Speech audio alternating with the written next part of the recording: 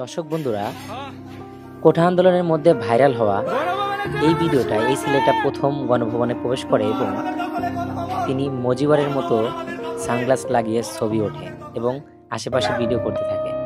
তারপর আমরা দেখতে পাই অনেক মানুষ সুইমিং পুলে গোসল করে এবং কিছু মানুষ আছে খাওয়ার জন্য তাড়াহুড়া করতে থাকে। ভিতরে অনেক খাবার ছিল, সেগুলো খেতে শুরু করে। অনেক মানুষ আছে যার যেটা পছন্দ আছে সেটা নিয়ে যাচ্ছে। অনেকে আছে আরাম করে ঘুমাচ্ছে। এক ভাই মাছ নিয়ে দৌড়াচ্ছে, আর এক ভাই ছাগল পাইছে, হয়তো ছাগল নিয়ে দৌড়াইছে। আর এক ভাই এলইডি মনিটর পাইছে, সেটাও নিয়ে গেছে। মানে যখন সবাই নেওয়া শুরু করছে তখন যে যেটা পারছে ও ওইটাই নেওয়া শুরু করছে। লাস্টে যারা জনগণ ঢুকেছে তারা এখানে মাঠের মধ্যে একটা মজা নিয়েছে। এই ভাই হাঁস পেয়েছে, সে হাঁসটাও নিয়েছে।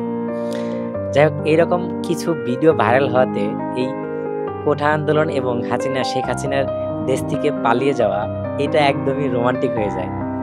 এখানে সবাই নেমে পড়ে সুইমিং পুলে গোসল করার জন্য। মানে ওইরকম একটা দৃশ্য এখানে আসলে কাজ করেছে এই কোঠা আন্দোলনকে ঘিরে।